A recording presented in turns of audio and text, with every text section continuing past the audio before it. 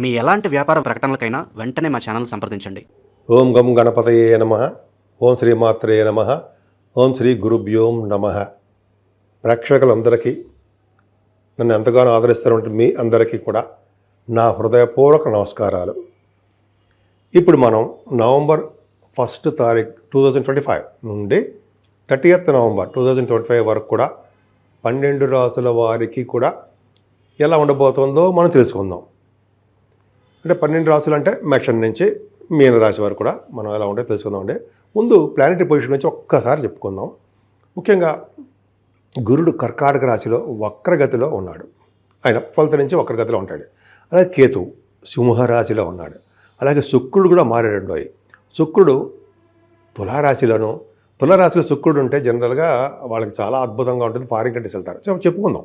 తర్వాత రవి కూడా నీచ స్థితిలో సప్తమ స్థానంలో అంటే మేము తులారాశిలో ఉండము. బుధుడు కూడా 24th వరకు కూడా మనకి తులారాశిలోనే ఉంటాడు.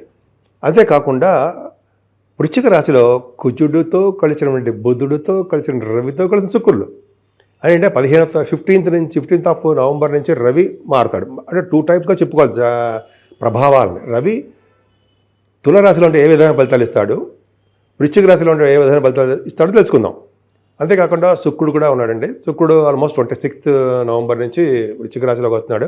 ముఖ్యంగా కుజ బుధ రవులు కాంబినేషన్ అదొక ఇంపార్టెంట్. అంతేకాకుండా రాహు సింహరాశిలో వాయుతత్వ రాశిలో ఉన్నాడు. ఆయన చాలా డాక్టర్స్కి చాలా పవర్ఫుల్గా ఉంటాడు. రాహు గంగాస్నానం కూడా చేయిస్తుంటాడు. అలాగే శనీశ్వరుడు వక్రగతిలో మీనరాశిలో ఉన్నాడండి. మీనరాశిలో ఉంటే శనీశ్వరుడు జనరల్గా ఏంటంటే జలతత్వంలో రాశిలో ఉన్నాడు కాబట్టి నీటి వల్ల ప్రమాదాలు ఇవ్వడానికి అవకాశం ఉంటుంది. అందరికీ కాదు, కొన్ని రాశులు మాత్రమే ఉంటుంది. కన్యారాశి వారికి ఈ నెల మొత్తం కూడా శాంతంగా ఉంటారండి. వాళ్ళకి ఏం ప్రాబ్లమ్స్ ఉండవు. పైగా మీ రాశ్యాధిపతి అయినటువంటి బుధుడు ద్వితీయాధిపతి కలిసి ఉండడం వల్ల కష్టపడి ధన సంపాదన ఉంటుంది. మీకు కష్టపడతారు, ధనం సంపాదిస్తారు, మంచి పేరు తెచ్చుకుంటారు. అది గొప్ప అదృష్టం కదండి. పైగా సెకండ్ హౌస్ లార్డ్ సెకండ్ భావంలో ఉండడము, బుధుడితో కలిసి ఉండడము, రవితో కలిసి ఉండడం వల్ల బ్రహ్మాండం. అంటే విద్య ఎలా ఉంటుందంటే ఫైనాన్స్ సంబంధించిన విద్య వస్తుంది, మీకు ధన సంపాదన బాగుంటుంది. ముఖ్యంగా గాయకులకి చాలా మంచి రోజులు.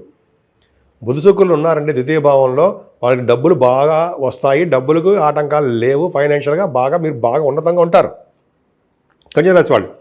సో శుక్రుడు కూడా బాగున్నాడు కాబట్టి చక్కటి విద్య సంగీతంలో రాణించడము, అందంగా కనిపించడము మీరు. అంతేకాకుండా మీకు బంగారు ఆభరణాలు శుక్రుడు వల్ల ఉంటాయి. గొప్ప అదృష్టం అనేది, అద్భుతమైన ఉంది. 12th హౌస్ లార్డ్ కూడా ద్వితీయంలో ఉన్నాడు. 12th హౌస్ లార్డ్ ద్వితీయంలో ఉంటే అర్థం ఏంటండి? ఫారిన్ కంట్రీసే కదా నిజంగా ఫారిన్ కంట్రీసే. అవి ఎవరు వెళ్తారు ఆ టైంలో? అంటే మీ టైం ప్రకారము విదేశాలు వెళ్ళవలసి వస్తుంది. దాని ప్రకారం కన్యారాశి వాళ్ళు కూడా ఉంటారు. వాళ్ళలో ప్రయాణాలు చేసేవాళ్ళు కన్యారాశి వాళ్ళు ఉంటారు. సరే పక్క పెడితే రవి కూడా ఉన్నాడు కాబట్టి, రవి బుధులు కలిసి ఉన్నారు కాబట్టి సెకండ్ భావంలో ఉంటే వాళ్ళకి ఎడ్యుకేషన్లో కెమిస్ట్రీ విద్య అంటే మీరు బాగా రాణిస్తారు. విద్యాపారంగతుడు అంటాం. మీ జాతకంలో కూడా చూసుకోండి, ద్వితీయ భావంలో రవి బుధులు అంటే కెమిస్ట్రీ రంగంలో మీరు బాగా చెలరేగిపోతారని అర్థం. అంతేకాకుండా విద్యలో బాగా రాణిస్తారు. ముఖవర్చస్సు, కంఠధ్వని, బాగా మాట్లాడే శక్తి బ్రహ్మాండంగా ఉంటుంది. వేళపట్ట భోజనాలు, ఎక్కడికి వెళ్ళండి భోజనం ఉంటుంది, భోజనం వసతి. కుజుడు బుధులు 3వ భావంలో, రవి 15వ తారీఖు నుంచి 3వ భావంలోకి వస్తున్నాడు. సో కుజుడు కూడా ఉన్నాడు వృశ్చిక రాశిలో, బుధుడు కూడా ఉన్నాడు, శుక్రుడు ఉన్నాడు. అంటే కాంబినేషన్ 4th భావం అంటే 4 గ్రహాలు 3వ భావంలో ఉండి గురుడు చేత చూడబడుతున్నారంటే అదృష్టం కదండి. ధైర్యం, విపరీతం ధైర్యం, కొత్త ఆలోచనలు మీకు వస్తాయండి. వాటిని కార్యరూపం దాలుస్తూ ఉంటారు, విజయం సాధిస్తూ ఉంటారు, డైనమిక్గా ఉంటారు. మంచి ఒక విధంగా చెప్పాలంటే రవి కుజులు ఉన్నారు కాబట్టి మీ తోబుట్టువులు ఉన్నారు కదా, తమ్ముళ్ళు చెల్లెళ్ళు ఉంటారే, వాళ్ళు చాలా బాగుంటుంది. ఎలక్ట్రానిక్స్ డిపార్ట్మెంట్స్లో ఉండడం వాళ్ళకి ఆ విద్య బాగా ఉంటుంది. ధైర్యం ఎక్కువ. క్రికెట్ అంటే మీ ముఖ్యంగా స్పోర్ట్స్ రంగంలో విపరీతంగా రాణిస్తారు, ధైర్యంగా ఉంటారు, విజయం సాధించి ధన సంపాదన ఉంటుంది, అవార్డ్స్ కూడా గెలుచుకుంటారు. ఇంత బాగుందండి. కానీ 4th భావం అంటే జనరల్గా 4th భావాన్ని శని చూస్తున్నాడు కాబట్టి కంఫర్టబుల్నెస్ తక్కువ. అంటే ఏంటి? సుఖపడడం తక్కువ, కష్టపడడం ఎక్కువ మీరు కన్యారాశి వారు. అంతే కదండి. మీ తల్లిగారి ఆరోగ్య పరిస్థితి కూడా కొంచెం జాగ్రత్తగా, అంటే ఆరోగ్య పరిస్థితి జాగ్రత్త చూసుకోండి అంటే నిజంగా ఆవిడ గారి ప్రాబ్లం ఉంటుందా? అలా కాదు. అంటే ఆవిడకి కూడా కొంచెం మీ రాశి వల్ల ఎఫెక్ట్ ఉంటుంది అని చెప్తూ ఉంటాం అనమాట. అంతే తప్ప ఆవిడకి ఏదో అయిపోతుందని ఏం భయపడతాం అవసరం లేదు. సో శనీశ్వరుడు చతుర్థ భావం అంటే ఎడ్యుకేషన్ కూడా కొద్దిగా ఇబ్బంది పెడతాడండి. వెనకబడిపోతుంటారు. బద్ధకం ఉంటుంది ఎక్కువ. బద్ధకము, చదివింది మర్చిపోతూ ఉండడము, ఇవన్నీ జరగడానికి అవకాశాలు ఉంటాయి. కొద్దిగా జాగ్రత్తగా ఉండండి. అంతేకాకుండా వాహనాలు మీద వెళ్ళేటప్పుడు కొద్దిగా జాగ్రత్తగా ఉండండి. ఏదేమైనా మీ సంతానం ఉన్నారు సరా, బ్యూటిఫుల్. ఎందుకంటే పంచమ స్థానాధిపతి అంటే పంచమ స్థానం అంటే అర్థం ఏంటంటే కోణాధిపతి కేంద్రంలో ఉన్నాడు. అది పక్క పెడితే ఆ పంచమ స్థానాధిపతి అంటే శనీశ్వరుడికి గురుదృష్టి ఉంది, పంచమ స్థానానికి గురుదృష్టి ఉంది. పర్ఫెక్ట్గా బ్రహ్మాండంగా ఉన్నారు మీరు. అర్థం ఏంటంటే కన్యా రాశి వాళ్ళకి సంతానం వలన యోగ్యత కలిగి ఉంటారు. అంటే ధన సంపాదనలోనూ మీ పుత్రులు పుత్రికలు మిమ్మల్ని కాపాడుతూ ఉంటారు. ఫైనాన్షియల్గా కానీ, అదే వాళ్ళ మాట సహాయంగా కానీ, ఒక విధంగా మిమ్మల్ని కంటికి రెప్పలా చూసుకోవడంలో కానీ ఖచ్చితంగా మీకు ఉంటుంది. కన్యా రాశి వాళ్ళకి అంత డౌటే లేదండి. పంచమ స్థానాధిపతి బాగుండడం వల్ల మీకు పొలిటికల్ రంగంలో కూడా మీకు కొంతమంది మీరు ఉండడానికి అవకాశాలు ఉన్నాయి. పదవులు కూడా వస్తాయండి. ధర్మకార్యాలు, శుభకార్యాలు, మంచి మంచి పనులన్నీ కూడా నవంబర్ నెలలో మీరు చేస్తున్నారు కూడా. ఎంత బాగుందండి.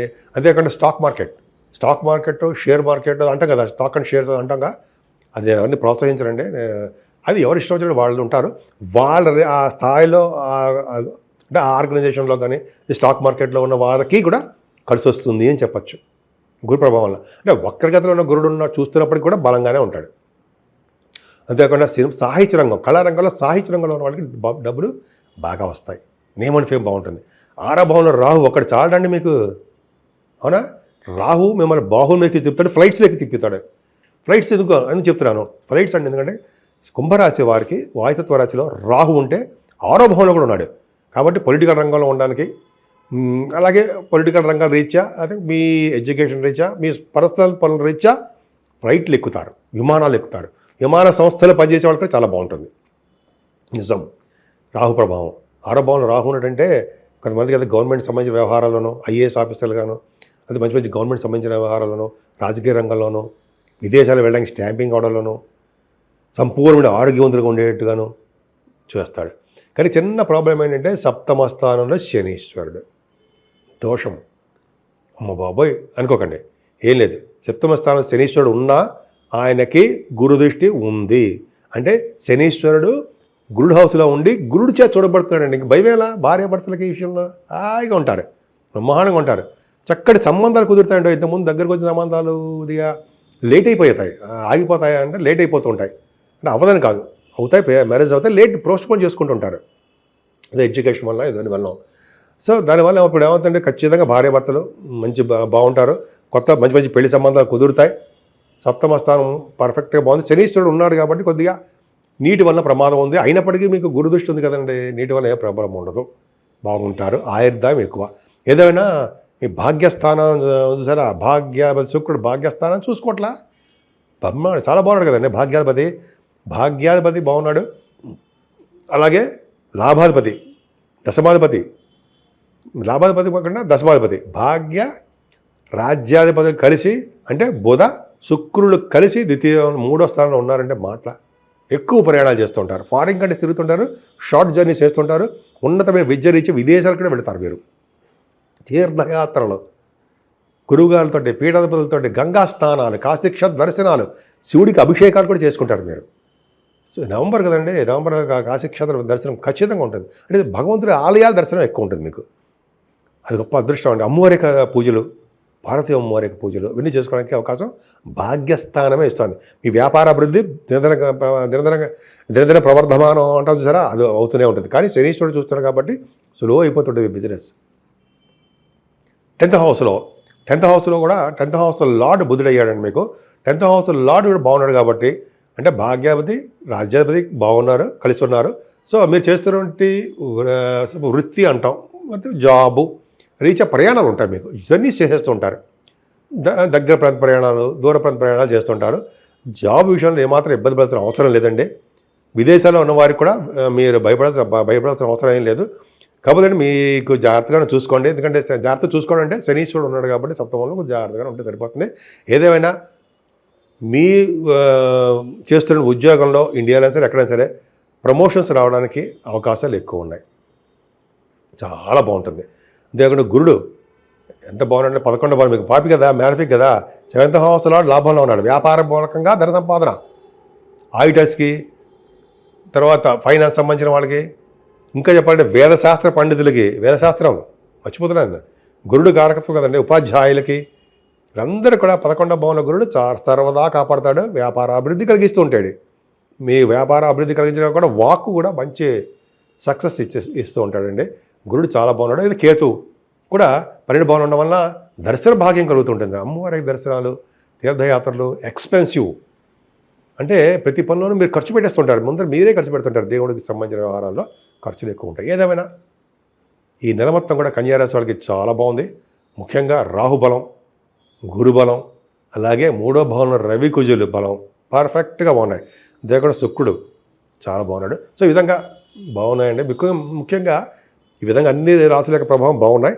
మీరు శివాభిషేకాలు, విష్ణు ఆరాధన చేసుకుంటే, ఇప్పుడు మనకు వస్తుంది కదండి 2వ తారీఖుని మనకి తెలుసు కదా ఏకాదశి, విష్ణుమూర్తి పాల సముద్రం నుంచి లేస్తారు కదా, 4 నెలలు యోగ నిద్ర యోగ అంటే యోగమాయిలో నిద్ర అవస్థలో ఉంటాడు కదా స్వామి.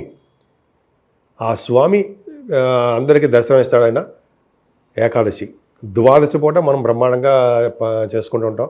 సో ఏకాదశి, ద్వాదశి పూట ఈ 2 రోజులు చాలా పవిత్రమైనవి. అలాగే పైగా కార్తీక పౌర్ణమి, ఈ 3 పర్ఫెక్ట్ అండి, చాలా మంచి రోజులు. ఏకాదశి పూట ఉపవాసం ఉండి, ద్వాదశి పూట దానాలు ఇచ్చిన వారికి మంచి లోకాలకు వెళ్తారని. అంతేకాకుండా మీరు శాలగ్రామం దానం చేయడం అద్భుతమైన యోగం. తర్వాత చెప్పుకుందాం ఇవన్నీ. ఏదైనా కన్యారాశి వాళ్ళకి చాలా అద్భుతమైన ఫలితాలు ఉన్నాయి.